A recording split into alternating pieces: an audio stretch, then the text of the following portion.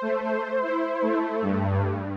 and welcome back to the second episode of the Superhero Project podcast. I'm Torsten Caeners. I work as a senior lecturer at the University of Duisburg-Essen in Germany, and I've been part of the Superhero Project for quite a few years now.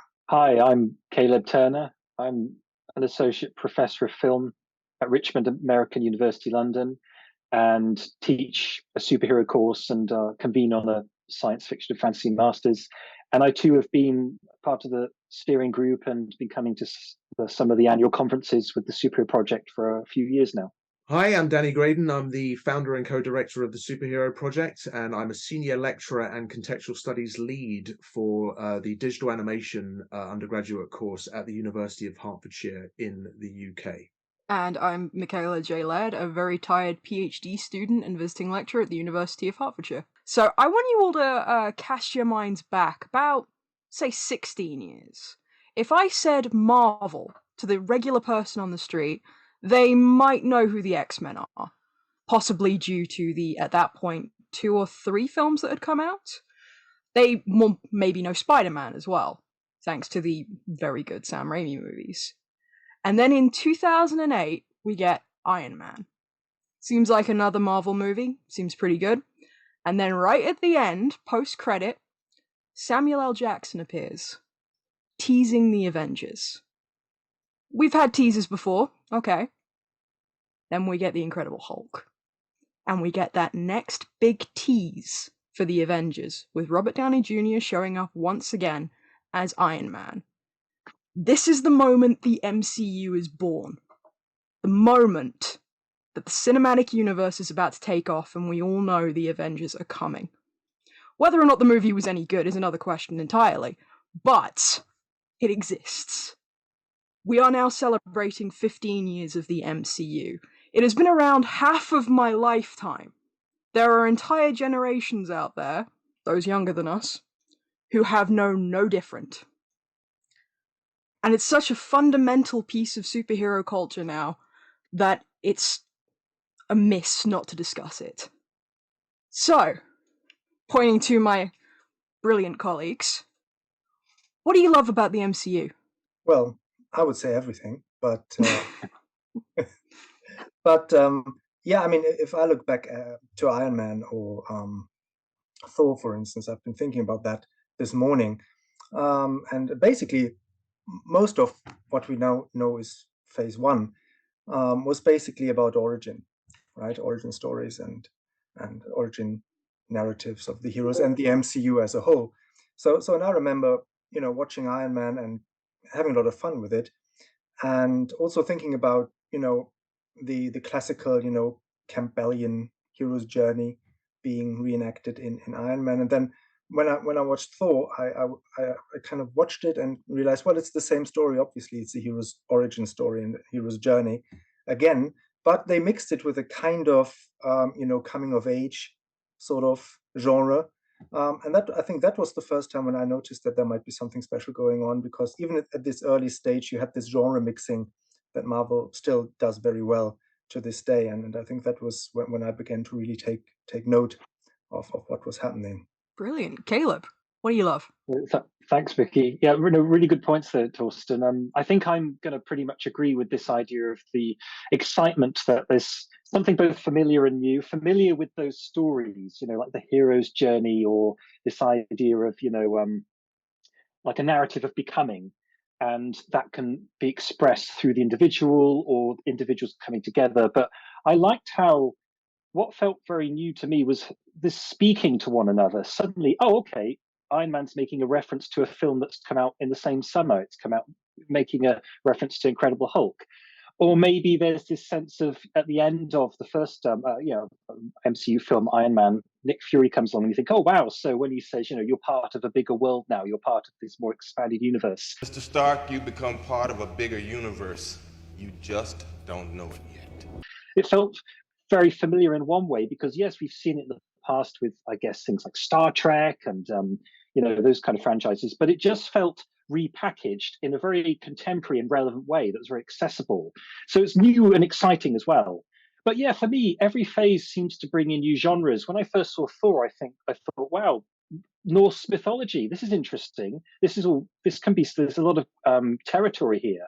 And then you move from sci-fi into things like, the cosmos, where eventually the Guardians of the Galaxy come along, and beyond that into the multiverse. And I'm sure we're going to talk about this today, but essentially every step, and a slightly new genre inflection, a new hybrid of a genre formula comes in, and it seems to escalate and build up momentum. So that's what is exciting for me, this expanding universe that is taking it to the nth degree, but also bringing in new aspects of genre that perhaps is exciting and unexpected. Yeah.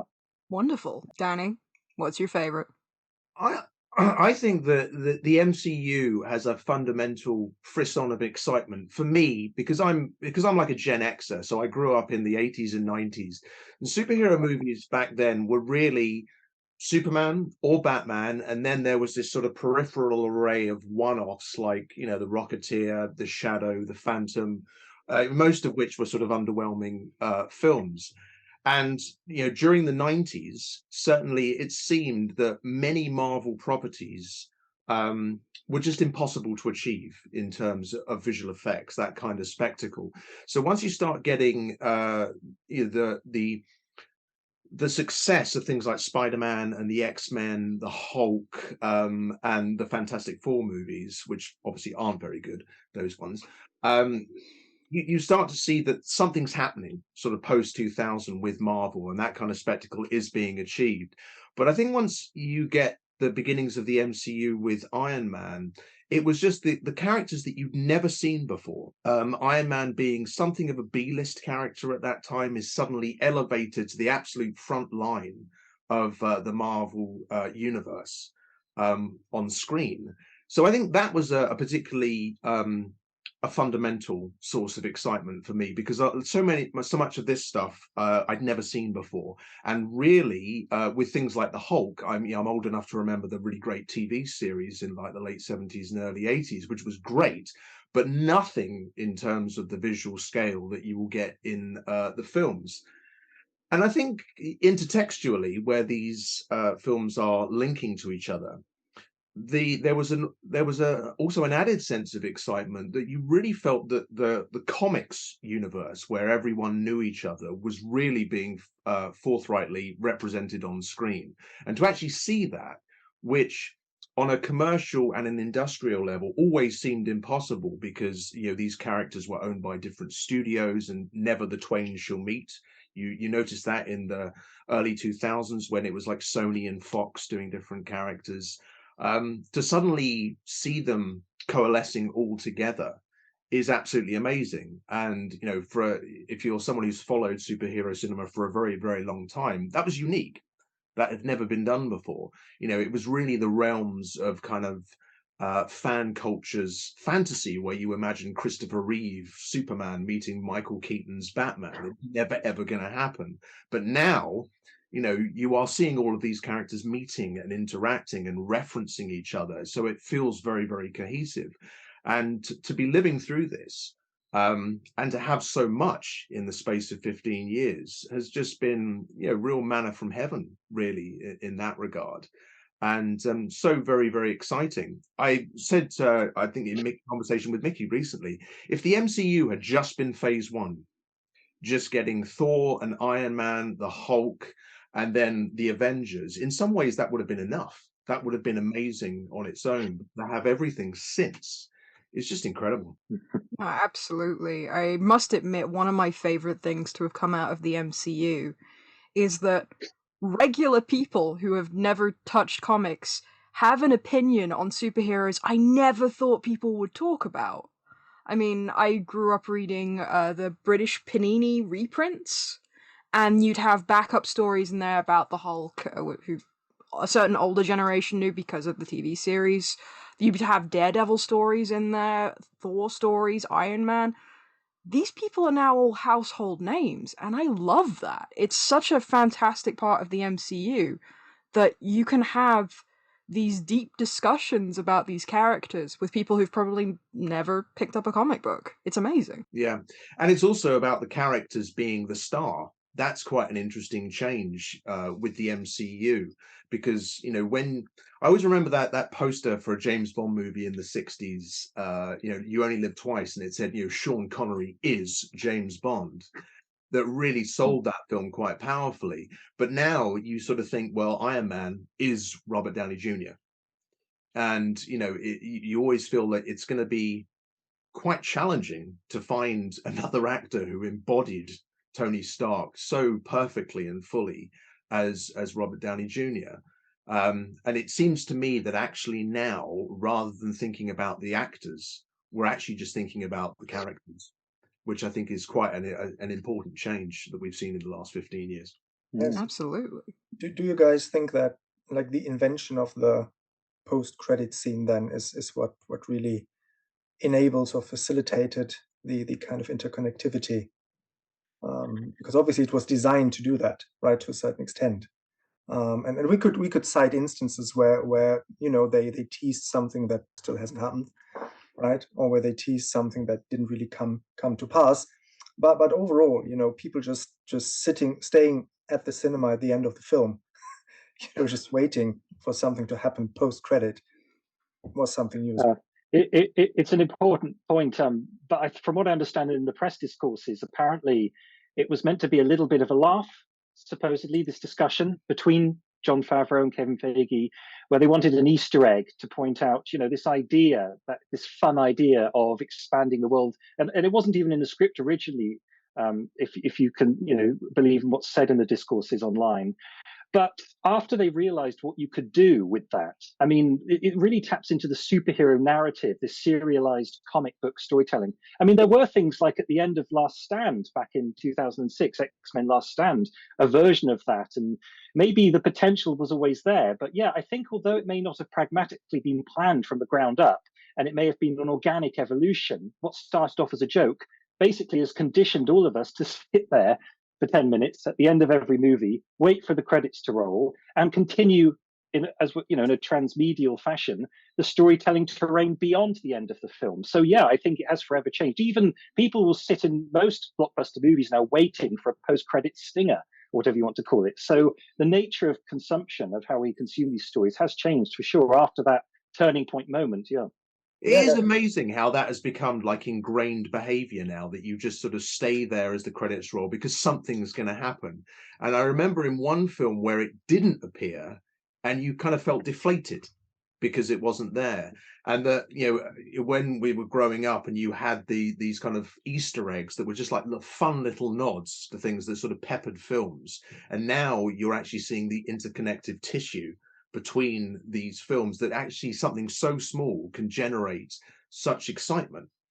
And I always think that's just a really fascinating part of what they're doing, because it inflames the imagination of the audience. And I think in that first phase, when it was becoming increasingly apparent that we were going to get a super team movie, which of course we'd never seen before in superhero cinema, the fact that was kind of like just bubbling up and expanding over 3 or 4 years was really, really exciting, especially given that we were seeing these characters for the first time.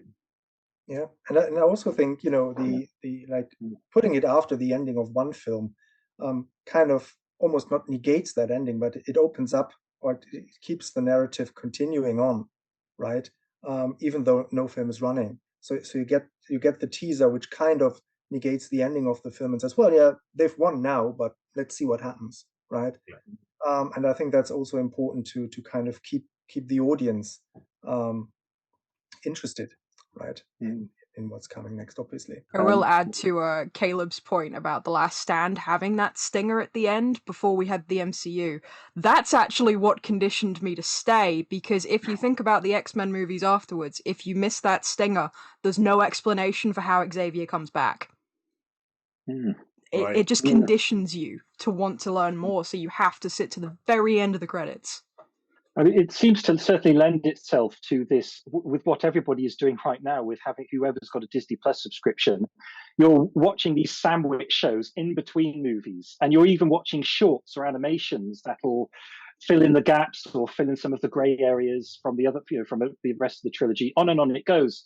And it seems that this superhero serialized comic book approach to storytelling not only naturally lends itself to this, but it seems to be if it wasn't perhaps superhero intellectual property, maybe other franchises would struggle. We've seen it done quite well with sci-fi shows like Star Trek and maybe other genres. I'm sure we could pick up on that today. But the superhero genre, it's just feels so easy. And again, that word, it's like a natural evolution. It's like an organic evolution that we can just really take this as far as possible. And it doesn't feel weird to people anymore. Maybe before 2008 or even before the mid 2000s, why would you want to stay after credits, link a TV show to a movie, think about how it all taps into games and comics? I know that Star Wars fans have been doing this for a while, but it seems to be really pushed into the mainstream post Iron Man, and it's just continuing to gain traction and momentum.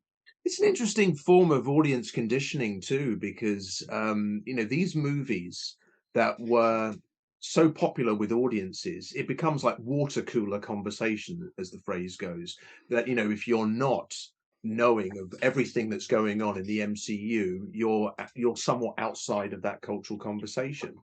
And I think there's an increasing pressure that comes with that, especially now that the MCU is so big and so routine in terms of the content that it's providing.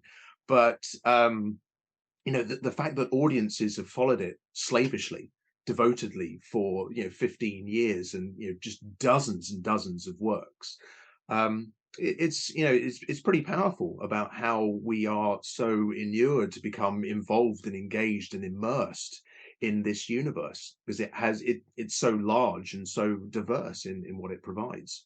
Absolutely. Yes. I mean, as we were discussing the other day, I think from now there's going to be a piece of MCU content every 6 weeks up until like mid 2025. And I don't think they would have conditioned us to have been excited for that if they hadn't gone through everything they have now. It's fantastic to think about. And I think I love the fact that it is transmedial in this way, that we can sit in the cinema and watch these films, but now that people have a Disney Plus subscription, you can also go home and continue watching that world from your own sofa, like the WandaVision, Moon Knight, Werewolf by Night, She-Hulk, which I did really enjoy. I know you guys were a bit on the fence about it, but I did. I think when you've got that opportunity, especially with streaming, to revisit, you're just reinforcing your connection with the story. So I think that in terms of the way that the stories have been commercialized, the way that they're produced industrially, it really does foster excellent circumstances to sort of keep you around. It almost seems impossible to drift away from the MCU.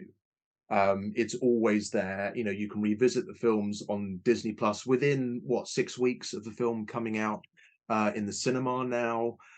Those specials, you're always getting something. And I know that there's probably a little bit of controversy at this point in phase 4. There might be a bit too much, and that people are feeling a little fatigued about all of this. So do we think that the MCU should perhaps restrain itself and dial back its production a little bit to sort of maintain the luster, or is there a danger of it becoming oversaturated and therefore affecting perhaps the entire superhero genre on screen?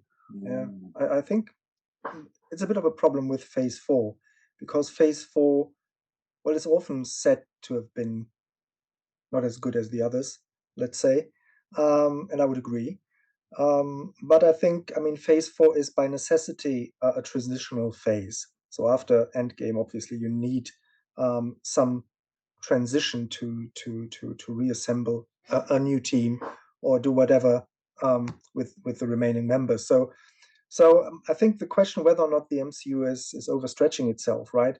I think it's a genuine question to ask, but I'm a bit hesitant to look at phase 4 for answers, because I think phase 4, has to do some heavy lifting in terms of getting the narrative going again, and obviously that has to be figured into the whole problem, I guess. I suppose one of the things is that the Infinity Saga, which was 19 or 20 films all in. There's a huge sense of gravitas because in Endgame, of course, you see the final appearances of two fundamental key characters within the MCU, which is Iron Man and Captain America. They've obviously not come back. They've taken on different iterations via Sam Wilson and then Ironheart in potentially in Black Panther: Wakanda Forever. But normally within a sort of Hollywood cycle of franchises is that you'd be recasting. And because they have resisted that in the 3 or 4 years since Avengers Endgame, it feels like there's a vacuum in the MCU, because those characters were so important and they were so popular too, because they've been done so beautifully and perfectly, that that sort of air has been let out. Whereas normally, if there's, as we saw recently with Henry Cavill, they're just going to recast it. They're just going to do another trilogy. But there's a gravitas that comes from the fact that Robert Downey Jr.'s iteration of Iron Man had an ending.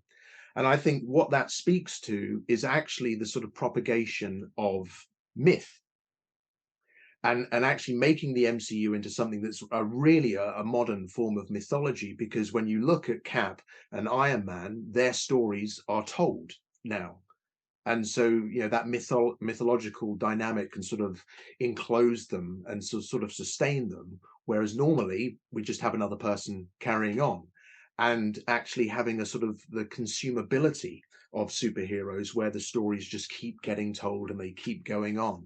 And I think that's it's a curious paradox that's at the core of the MCU. And I'm wondering how long they will be able to resist that. Because movies make money. This is a really good point, because if you think that you could even go so far to make the bold claim that what the MCU is doing is the very best of what the superhero genre can do. And the superhero genre seems to be doing something that a lot of other genres struggle with. The superhero genre is redefining itself all the time. I mean, years ago, it was always thought of as a subgenre of whatever, of fantasy or action, but it is its own entity. But actually, from each phase, it'll excavate, almost in the sense of like a form of ancillary genres, different genre formulas supporting one another as much as required. When that loses momentum, when that starts to become a little bit tired, move on to the next available set of genre formulas that haven't been explored yet or acquired yet.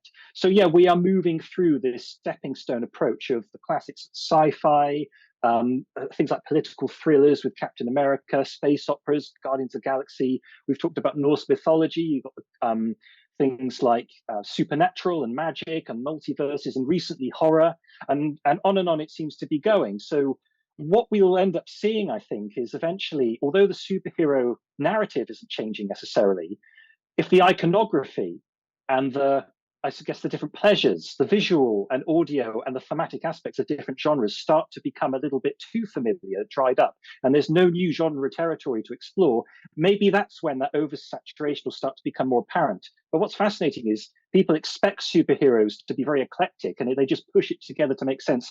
I mean, Guardians of the Galaxy feels very different to Black Panther, feels very different to Hulk, etc., and that's okay. And people actually feel there's a prestige with the comics. They may not know the specifics of the comics, but compared to decades ago, they actually expect motifs or storylines to appear. Even if you're a layperson, on some intuitive level, you know that they're there. These long-standing tropes or plot lines.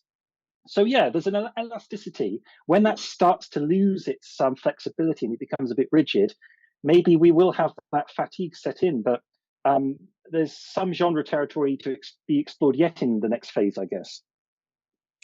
I think that whole idea of will there be fatigue with it, I think that's kind of been proven already. I mean, if you cast your mind back to when Spider-Man Far From Home came out, there was an extended period of time where there wasn't anything planned for like a solid year. And then COVID happened, so the first thing that was planned had to be pushed back again with Black Widow. So there was a period of time where we had nothing until WandaVision.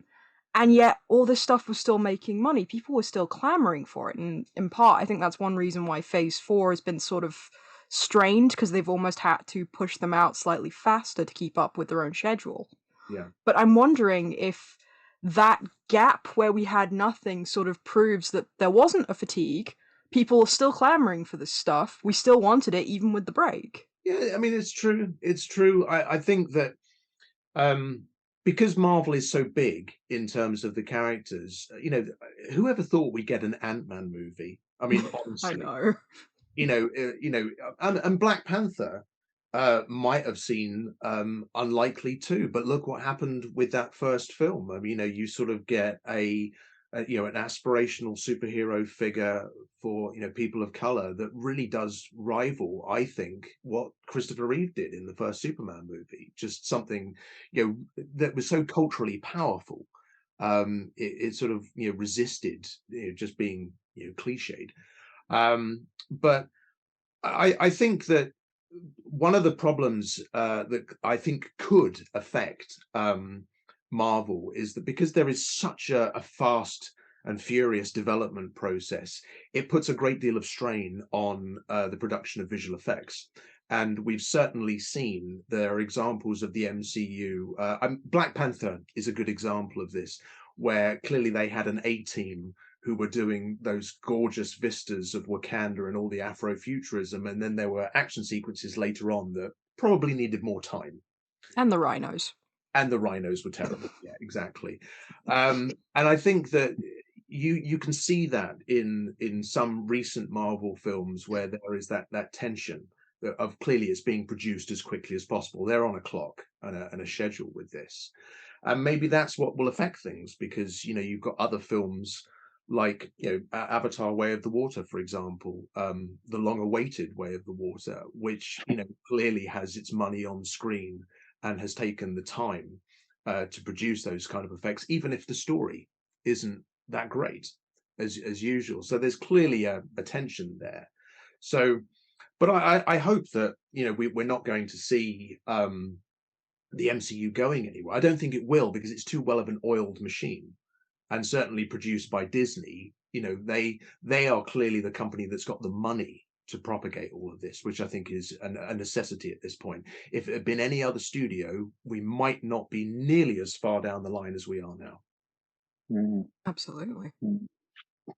Yeah, I think, now with the multiverse happening, obviously the demands on like interconnectivity will also rise, and of course the audience needs to stay ahead of things very much.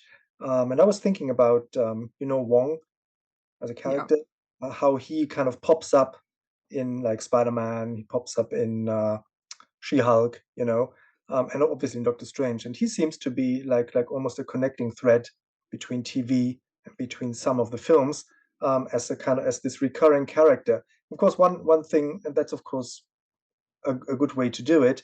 Of course, one challenge with that is, of course, that the character needs to be himself in that case, wherever Wong in this case appears. So I think that's also a thing they might have to look out for if they use characters as interconnective threads, that these characters stay more or less true to how we know them from their, let's say, original film or original sub-franchise within the MCU, and not just throw them anywhere and do with them whatever they want. And with, again, She-Hulk, I was mostly on board with what Wong did, but him having like the video nights with that woman was fun. But I thought, yeah, but would the Sorcerer Supreme really do that?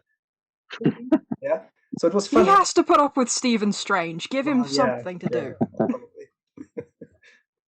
I suppose one question I'd like to ask everyone, because I think for me this is probably one of the most fascinating questions at the heart of the MCU, is that all of these characters which dominate not only the superhero genre, but also mainstream blockbuster cinema in the 21st century, they've literally become the de facto action heroes of the big screen.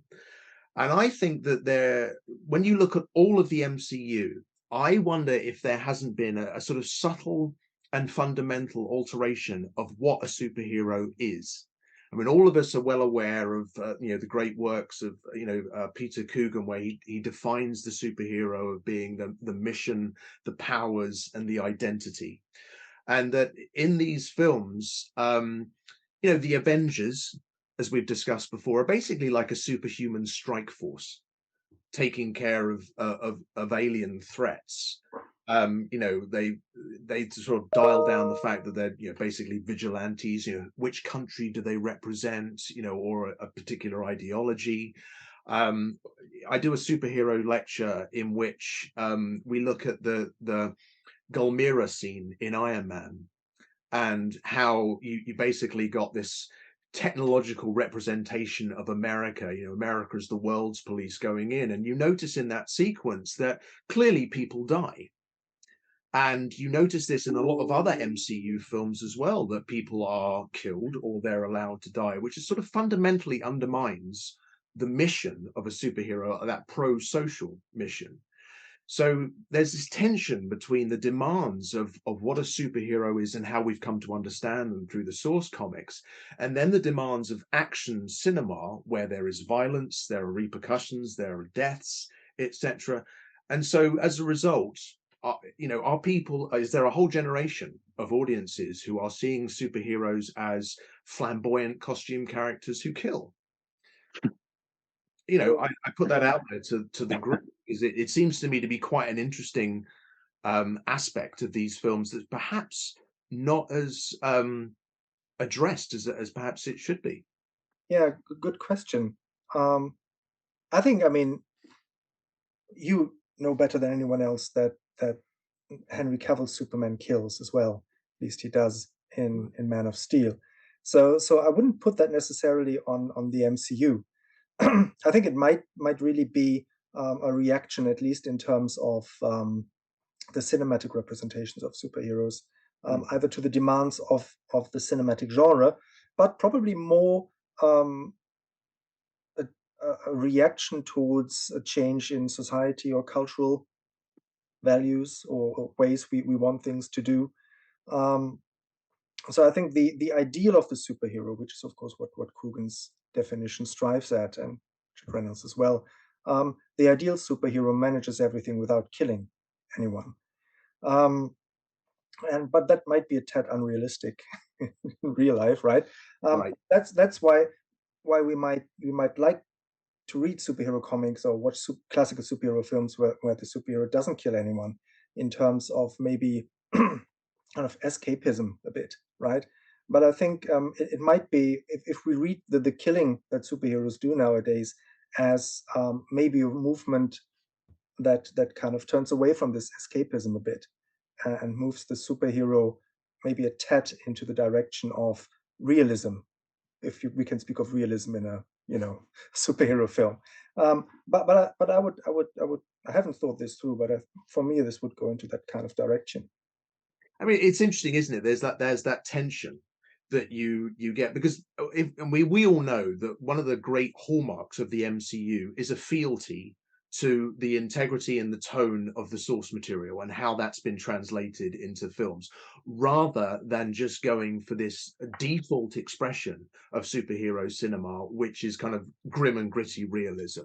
And I say this with the utmost respect for Christopher Nolan's Dark Knight trilogy, but that's very much the progenitor of this kind of tone, which we saw with Man of Steel, which basically is kind of Superman with a Batman Begins template and all the tonal aspects that come with that.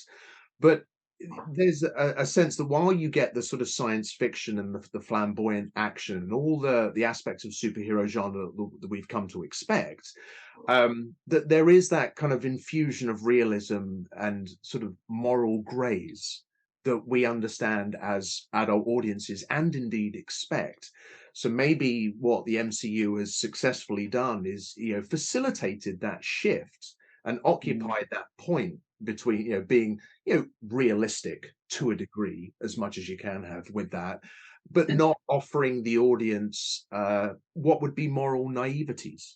If these characters exist in a world that's very much like our own, and we know the moral grays of geopolitics and things like that, I think that there is an effective negotiation of that. But given the influence of the MCU, does this actually flow back into the comics in terms of representation, and therefore subtly, slowly but surely create a redefinition of what these characters are meant to be, or at least, if not meant to be, were originally conceived to be, in a very, very different society 85 years ago.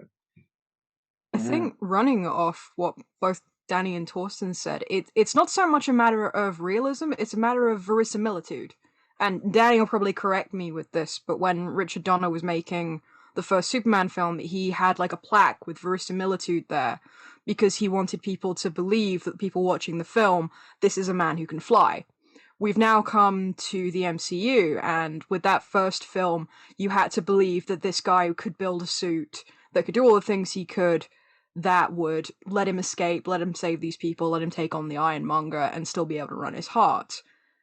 By the time we get to something like Endgame, where I think I've had a student literally say they hate that film because Peter Parker activates instant kill mode, it's one of those things where we can believe all these characters exist, we can believe Thanos and his forces are coming down, but we could not possibly believe that all these people will fight off these monsters without killing any of them. It's one of those things of staying true to verisimilitude. Yeah, and I think part of the tension that comes with that is that the Marvel universe, whether in comics or the screen, is very much anchored on the cosmic.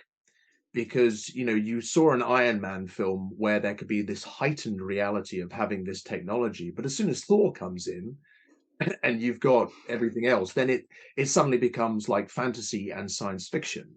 And, the Hulk less so, but because of that massive infusion of the cosmic via characters like Thor and Doctor Strange, there is obviously the requirements of suspension of disbelief that come with that. But I think Marvel, the MCU, has been, reasonably successful in that. I mean, I think the best Iron Man movie in terms of sort of, realism as such is going to be the first movie, and then there comes a point a few movies later where the Iron Man outfit is essentially magic with the nanotech. It looks great, it's cool as anything, but I think there is this sort of treading that they have, but because of that fealty that they have to the comic source material, I think that's just easily accepted. I think people understand what we're dealing with here, that none of the MCU is meant to be a documentary. So God help us if it was. If you look at how this is translating into, I guess, that frame of reference, that accessibility for fans, and just not just say fans of superheroes, but generally just fans of the films. They may not know a lot about the mythos, etc. But if you go right the way back to that early stage when this Bryan Singer's X-Men, the 2000 adaptation, would present jokes in a way that didn't alienate anyone. Like, for instance, jokes about, Wolverine should be wearing yellow spandex. I mean, even if you didn't know about that in the comics, you could still, layperson and fan alike can join in together. No one's being alienated by that frame of reference. And then you go towards the end of the genre, where this seems to be being honed, I guess, where jokes, frames of reference, the tropes are being very carefully managed to appeal to as wide a demographic as possible without losing their original integrity. Because otherwise, if you do that too much, the fans will start to complain. At the very end of Iron Man itself, the first Iron Man, he says, "I am Iron Man." He completely breaks that trope. He says, it's the last line of the film. He says, "I'm taking my mask off. I'm revealing my identity. It's something you're not really meant to be doing as part of this genre." And yet that sets a new benchmark for the rest of the Avengers team and all the other films to abide by. And this idea of blurring the line between the vigilante persona, the crime-fighting persona, and the civilian persona, the alter ego, I think it seems to keep the genre interesting, but also it's more accessible generally for people because it's easier to empathize or be invested with that protagonist.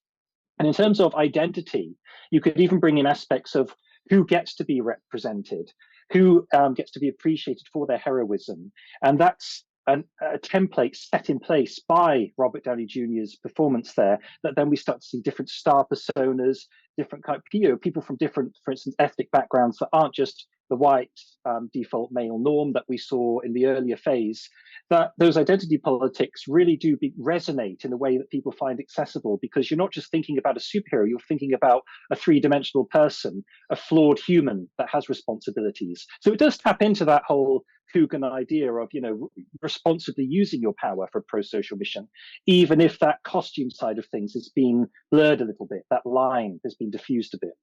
Well, I mean, what you're talking about there with the infusion of identity politics and the concerns, because we've noticed that certainly Phase 4 is rich with all of these concerns about being reflective of contemporary social issues, very, very forthrightly embraced by the Disney Plus series that have come out in the last couple of years. So that's something that I think has resonated quite considerably, and that the MCU has seemed to be quite an effective crucible for the dissemination and discussion of a lot of these issues. But then I suppose it always comes back to something that Alan Moore observed about Batman when he wrote The Killing Joke, about whether these characters are built and designed to take this kind of weight on their shoulders. And I think that the MCU certainly is quite an effective testing ground for all of this, given that the issues of disability, mental health, sexual assault that have actually been touched upon in different areas of the MCU. So that's certainly quite a striking facet of this enterprise. Two quick notes. One, Danny said Alan Moore again, so that's 2 more points for the drinking game.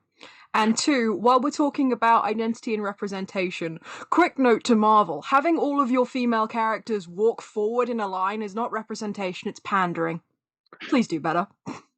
So talking on that issue, one of the things I always wished about the past MCU, the early MCU, is that I wish a Black Widow movie had been the first film out of Phase 2. Or indeed have been in Phase 1. I liked the fact that Black Widow existed sort of at the first part of Phase 4. I just wish it would have happened 7 or 8 years sooner, and that there could have been a trilogy that came from that, because I really enjoyed Black Widow. I thought it was a really good hybrid of the spy movie and superhero cinema. So yeah. But I think with that you've also got Captain Marvel too. Some quite interesting movements on that front. Even if I think that one of the additional problems of Phase 4 is that so many of these films suddenly become like grounds for the culture wars, which I think takes away from their achievement and enjoyment as movies and part of a greater narrative whole. It's an interesting point that of all the genres out there, the superhero genre, but mainly the MCU, really have been at the forefront of trying these new forms of diversity of representation, new kinds of heroism, where Star Wars is catching up and other franchises outside of Disney's kind of collection of material and the intellectual property they own, they're trying to catch up too. But yeah, the genre hybridity seems to allow for differences in things like race, ethnicity, sexuality, gender, ableism, class, belief, nationality, lots of aspects of identity politics. And when you think about where the superhero film is taking that to try and this issue of diversity and inclusion, how do you represent that in the mainstream context? That's part of why, I suppose, whether you're a fan of the MCU or not, why it's relevant. It's tapping into, I guess, a zeitgeist or a mood of the time. If you're not having different kinds of representation of identity up on the screen, it doesn't seem to be as commercially viable, compared to other products that maybe are being a little bit, too formulaic, or maybe just following very traditional approaches to storytelling.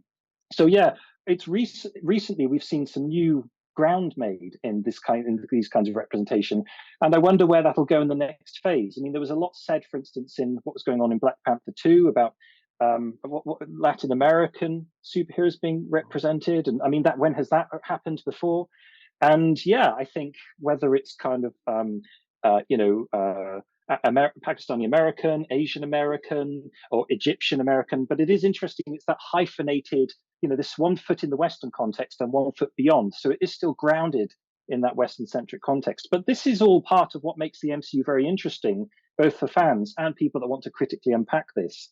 And it's going to continue to go down this path, I think.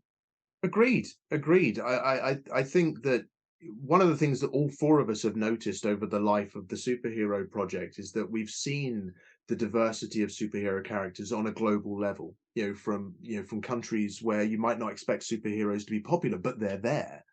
And to see that kind of movement within this MCU to be representing that kind of diversity, even if it's Western centric, granted, but I think it's where you're sort of seeing the dynamics of the superhero genre in print and other mediums sort of coalescing together. So I think that's it's quite an important dynamic to make them well, there's always a lot of talk in these films, isn't it, about how do you make these characters relevant, as timeless as some of them are meant to be. That's it's actually quite an interesting arena to facilitate that and actually have these characters speak to audiences on a much deeper level. Absolutely. And I think there is so much that can be said about the MCU. And if anyone out there wants to talk a bit about the MCU themselves in an academic manner, well, we've got the thing for you. I think, Danny, would you like to introduce the CFP for this year? Okay, so the seventh global meeting of the superhero project will take place in late August of this year, and it'll be the global meeting in which we return to the UK after a number of years away, where we were in Dusseldorf in Germany. So we're going to be at Hurstmonceux Castle in East Sussex, in the south of England. And what we're going to be doing for this Super 7, as we call it, is 15 years of the Marvel Cinematic Universe. So we invite interdisciplinary discussion of Marvel and the MCU in all of its screen outputs over the last 15 years, including the brace of Netflix television shows from 7 or 8 years ago, as well as the Disney Plus series, the one-shots, the video games, everything that's been produced. And we feel that there is an enormous amount of material to do with this. The call for papers has gone out through the expected academic avenues like MEXA and Comic Scholars, but it will also be available on the Superhero Project's website and the various social media channels that are managed by Mikayla quite brilliantly. But we're looking for topics covered, including things like adaptation, fan cultures, the transmedial aspects of the MCU, the way that the MCU is a modern form of mythology, but also the notion of Disneyfication, which is the idea of a sort of homogenized entertainment format and how superheroes might be molded into this.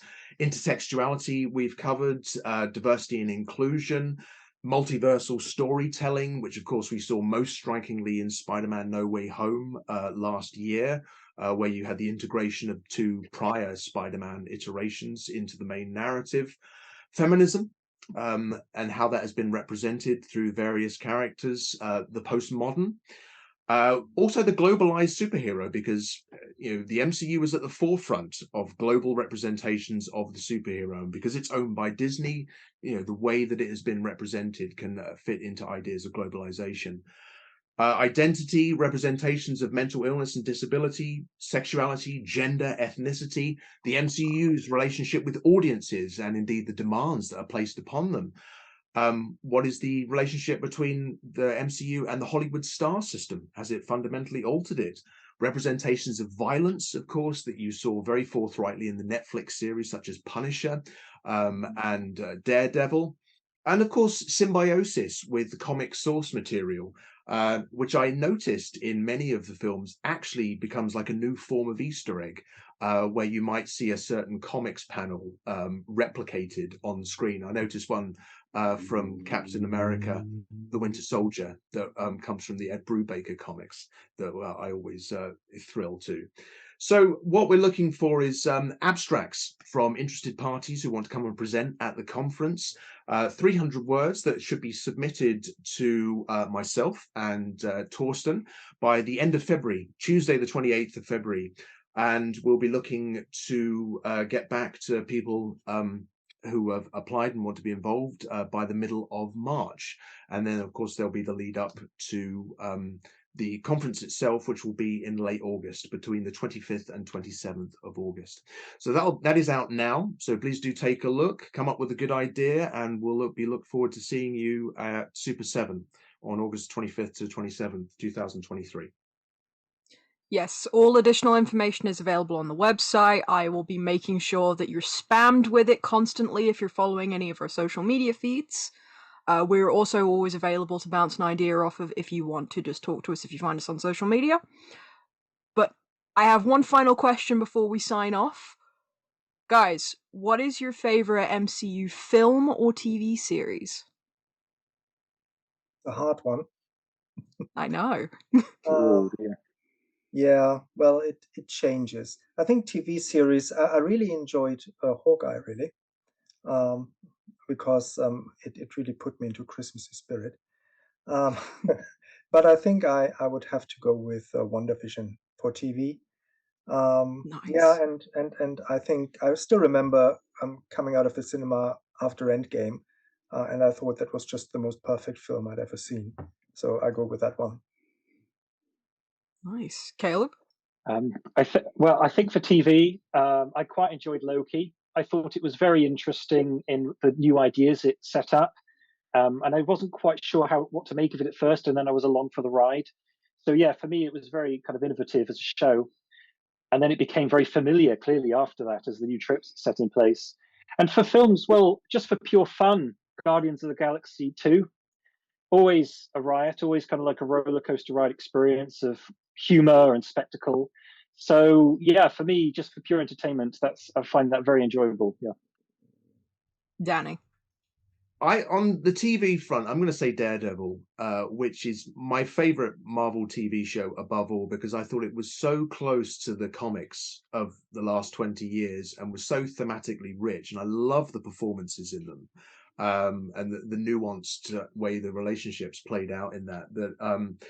I just thought it was so striking in the way that it was able to sort of embrace that grim and gritty tone, which Daredevil is completely open to. But to see that happening at a time when, superhero movies, obviously they want to be, very, very inclusive and they want the biggest audience possible. But the way it actually embraced that kind of darkness and violence with the character, I thought was really, really impressive. Of the movies, the one I always go back to is Captain America, the Winter Soldier. I love that. I know people sort of say it's sort of like a hybrid with a conspiracy thriller, and obviously it's got Robert Redford in it from, All the President's Men. So I guess that reinforces that point. But I just really love the opening sequence with the incursion onto the tanker. I just think that's so brilliantly shot and so dynamic and exciting. It's perhaps my favorite scene or action sequence in all of the MCU. And the way that Chris Evans plays Captain America, I do think of it as being as perfect as Superman. He just is Captain America with that decency and wholesomeness and sort of being a bit of a fish out of water during time, but just having that fundamental decency to him. It's the film I always go back to. Absolutely. In the interest of fairness, I'll give mine. For Disney Plus shows, it's Falcon and the Winter Soldier. I don't think I enjoyed any other show as much as I did that. For Netflix, it's the first season of Jessica Jones. And in terms of the films, I'm always torn between Doctor Strange, because I empathize a lot with the use of hands going away. But oddly, for a different reason than Caleb, Guardians of the Galaxy 2, because I find it one of the most emotional films I watch. And I always end up crying while watching it, and I don't know why, but it's brilliant. But anyway, on behalf of the Superhero Project group and the Superhero Project podcast, all views expressed are entirely our own and do not reflect the International Superhero Society. All information is available on the website, www.superheroproject.net. For those keeping track on the drinking game, we're up to 4 points. Stop mentioning Alan Moore. Sorry. And on behalf of Master Danny Graydon, Dr. Torsten Caeners, and Dr. Caleb Turner, and myself, almost Dr. Mikayla Laird, thank you for listening. Thanks very much. See you again. Take care. Thank you. Thanks.